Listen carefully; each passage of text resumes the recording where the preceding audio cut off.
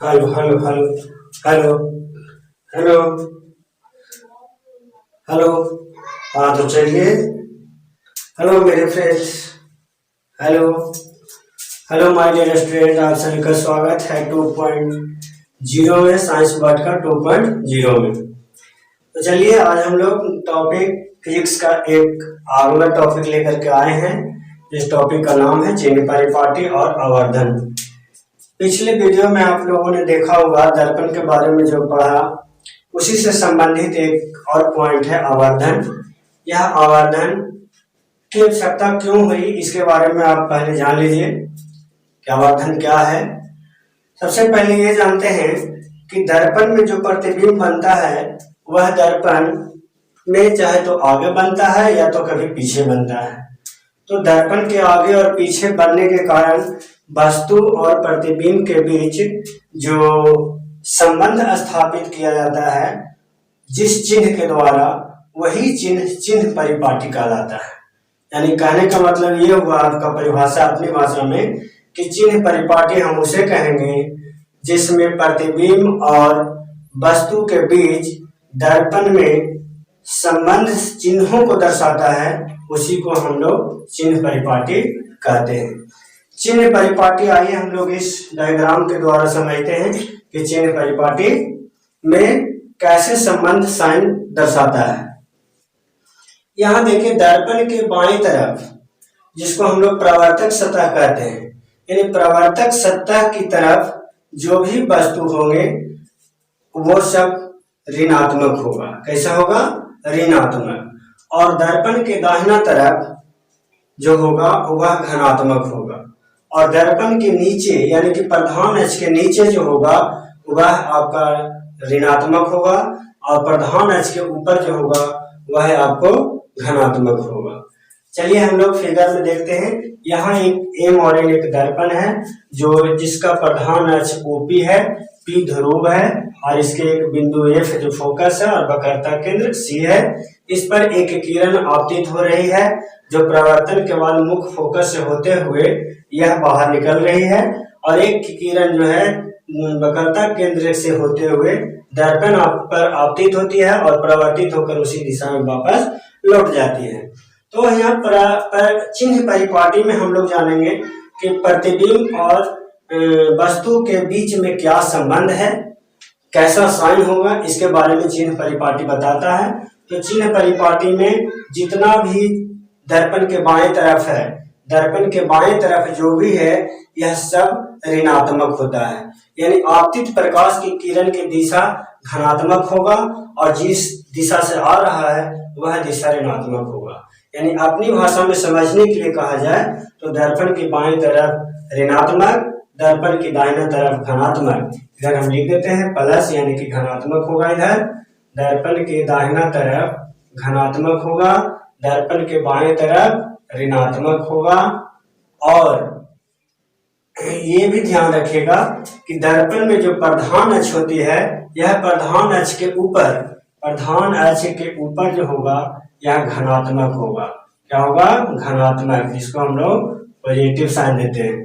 और दर्पण में जो प्रधान अक्ष है इसका नीचे जो होगा इधर, ये सब क्या होगा? ऋणात्मक होगा। क्या होगा? ऋणात्मक। अब हम लोग ध्यान देंगे कि किसी भी दर्पण में जब वस्तु की दूरी और प्रतिबिंब की दूरी का निर्धारण कर दिया जाए और आपसे अगर पूछा जाए कि वस्तु का चिन्ह जो होगा माइनस में होगा या प्लस में होगा, यानी धनात्मक होगा या ऋणात्मक होगा, तो हम लोग चिन्ह परिपाटी के अनुसार उसका साइन हम लोग डिनोट कर सकते हैं, दे सकते हैं। इसमें देखिए वस्तु जो है प्रधान अक्ष के ऊपर है, प्रधान अक्ष के क्या है? ऊपर है। तो वस्तु की दूरी जो है ऊपर है तो वो पॉजिटिव में होगा, लेकिन दर्पण से बाईं तरफ है। किधर है? दर्पण से बाईं तरफ है। तो दर्पण से बाईं तरफ है तो वस्तु की दूरी जो होगा, वस्तु की दूरी या ऋणात्मक होगा। कैसा होगा? ऋणात्मक होगा। यहाँ पे बराबर का साइन देके हम लोग लिख लेते हैं साफ साफ, यहाँ पे ऋणात्मक होगा। और प्रतिबिंब की दूरी जो भी होगा यह भी ऋणात्मक है। अवतल दर्पण है, यह भी प्रतिबिंब बन रहा है जो दर्पण से पीछे ही बन रहा है, यानी बाईं तरफ। तो जब बाईं तरफ बनेगा वह भी ऋणात्मक होगा, यानी कि प्रतिबिंब की दूरी क्या होंगे? ऋणात्मक होंगे। प्रतिबिंब की दूरी इसमें ऋणात्मक होगा। अब यहाँ पे देखिए, प्रतिबिंब की दूरी हो गया, वस्तु की दूरी हो गया, और फोकस दूरी आपसे पूछा जाए कि फोकस दूरी यहाँ पे क्या होगा, फोकस दूरी, तो यह भी ऋणात्मक होगा क्योंकि दर्पण के बाईं तरफ है। वक्रता त्रिज्या पूछा जाए तो यह भी आपका क्या होगा, ऋणात्मक होगा क्योंकि वक्रता त्रिज्या भी क्या है, वस्तु के दिशा में ही, दर्पण से पीछे ही है। तो हम लोग इसको क्या कहेंगे, वक्रता त्रिज्या को ऋणात्मक के द्वारा डिनोट करेंगे। अब ये ध्यान देना है कि दर्पण में जो प्रतिबिंब बना है वो तो प्रधान अक्ष से नीचे है। कहाँ है, प्रधान अक्ष से नीचे है, तो यह भी ऋणात्मक है। यानी ऋणात्मक का मतलब उल्टा बना है। प्रधान अक्ष से जब नीचे बनेगा तो समझेंगे कि जो प्रतिबिंब बना है वो ऋणात्मक है। कैसा है, ऋणात्मक है। तो चलिए चिन्ह परिपाटी समझ में आ गया होगा। वस्तु की दूरी हमेशा क्या होगा, ऋणात्मक होगा। प्रतिबिंब की दूरी इसमें क्या है, ऋणात्मक है। फोकस दूरी ऋणात्मक है। वक्रता त्रिज्या ऋणात्मक है। अब ये हो गया अवतल दर्पण में। उत्तल दर्पण में क्या होगा, उत्तल दर्पण में वस्तु की दूरी जो होगा ऋणात्मक क्यों होगा, फोकस दूरी उसका पॉजिटिव होगा यानी धनात्मक होगा, और प्रतिबिंब की दूरी जो होगा उसका धनात्मक होगा क्योंकि उसका आभासी प्रतिबिंब बनता है, तो वो दर्पण के दाहिने तरफ होगा। आशा करता हूं आपको समझ में आ गया होगा। आगे हम लोग चलते हैं आवर्धन के बारे में। तो आवर्धन कहते हैं किसको, आवर्धन या आवर्धन क्षमता। तो प्रतिबिंब की ऊंचाई बटा वस्तु की ऊंचाई को हम लोग आवर्धन कहते हैं। परिभाषा फिर से अपनी भाषा में समझ लीजिएगा। प्रतिबिंब की ऊंचाई बटा वस्तु की ऊंचाई को हम लोग क्या कहते हैं, आवर्धन कहते हैं। इसको सूचित किया जाता है एम के द्वारा। आवर्धन को किससे सूचित करते हैं, एम के द्वारा। तो आवर्धन एम बराबर क्या होगा, माइनस भी बटा यू। अब ये जो है सूत्र हमको याद रखना है, ये प्रूफ भी किया जाता है, ये दर्पण में आपको प्रूफ किया जाता है। यहाँ पे ज्यादा समय न लेते हुए आपको डायरेक्ट इस चीज को बता दे रहे हैं कि एम बराबर जो होता है माइनस भी बटा यू होता है।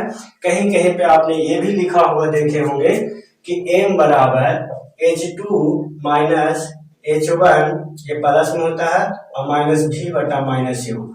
ये क्यों हुआ, प्रतिबिंब की ऊंचाई, प्रतिबिंब की ऊंचाई माइनस में क्यों लिया गया, क्योंकि प्रधान अक्ष के नीचे बना हुआ है तो ये माइनस में रहेगा, समझ में आ रहा है, और बाईं तरफ ही बना हुआ है तो ये माइनस में, और प्रतिबिंब की ऊंचाई प्लस में, क्योंकि ऊंचाई जो है प्रधान अक्ष के ऊपर है तो प्रधान अक्ष के ऊपर है तो ये प्लस में होगा, समझ में आ रहा है, प्लस में होगा। तो H2 जो है, H2 माइनस में होगा, H1 प्लस में होगा। H1 जो है प्रतिबिंब की ऊंचाई नहीं है बल्कि वस्तु की ऊंचाई है, और H2 जो है आपका प्रतिबिंब की ऊंचाई है। तो H2 माइनस में क्यों हुआ, क्योंकि प्रधान अक्ष के नीचे है, और प्रतिबिंब जो है नीचे इसके कारण माइनस में, और प्रतिबिंब वस्तु की ऊंचाई जो है प्लस में है, ऊपर है इसलिए। तो प्रतिबिंब की ऊंचाई बटा वस्तु की ऊंचाई हो जाएगा H2 बटा H1, H2 बटा H1, और बराबर में माइनस भी बटा यू क्यों लिखा गया, क्योंकि प्रतिबिंब की दूरी जो है भी है। प्रतिबिंब की दूरी को डिनोट करा जाता है भी के द्वारा, वस्तु की दूरी को यू के द्वारा, और फोकस दूरी को एफ के द्वारा, और वक्रता त्रिज्या को आर के द्वारा सूचित किया जाता है। तो प्रतिबिंब की दूरी जो है, यहाँ देखिएगा प्रतिबिंब की दूरी भी है तो प्रतिबिंब हमेशा माइनस में बन रहा है, तो माइनस भी बटा यू भी हो गया, और यू है वस्तु दूरी, तो यू का साइन माइनस में है तो इसलिए माइनस हो जाएगा। अब इसको कैलकुलेशन जब किया जाता है, क्रॉस मल्टीप्लिकेशन करेंगे हम लोग, तो एम बराबर हो जाएगा H2 यू बराबर माइनस H1 V1, माइनस भी H1। अब हमको यहां से निकालना क्या है, निकालना हमको आवर्धन।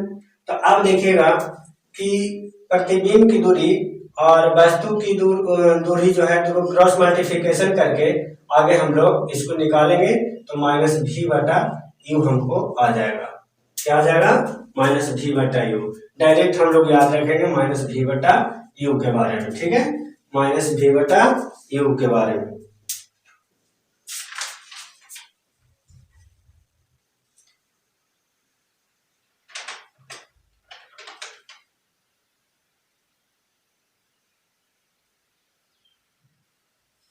चलिए हम लोग ये समझ में आ गया होगा आप लोगों को। अब आगे हम लोग इसी टॉपिक में 2 पॉइंट और है पढ़ने के लिए, वो जानेंगे। वो क्या है टॉपिक में, दर्पण सूत्र और वक्रता त्रिज्या और फोकस दूरी के बीच संबंध को दर्शाना। तो वो आपका बोर्ड पे जो है प्रूफ करके बताया जाता है। अगर आप कहेंगे तो हम प्रूफ भी करके बता देंगे, या तो आप डायरेक्ट उस सूत्र को याद रखें और उस सूत्र का अंकिकी प्रश्न, जिसको हम लोग न्यूमेरिकल कहते हैं, उसको बनाने में आपका सहायता करता है। यह सूत्र को लिख लीजिए। सूत्र जो होता है आपका R बराबर 2F होता है। R बराबर 2F लिखा होता है, यही संबंध दोनों में है। और दर्पण सूत्र जो है, दर्पण सूत्र, यह दर्पण सूत्र जो है आप याद रखेगा 1/v प्लस 1/u बराबर 1/f होता है। जहां u और v का मान हम यहाँ पे बता दिए हैं कि u क्या है, v क्या है और f क्या है।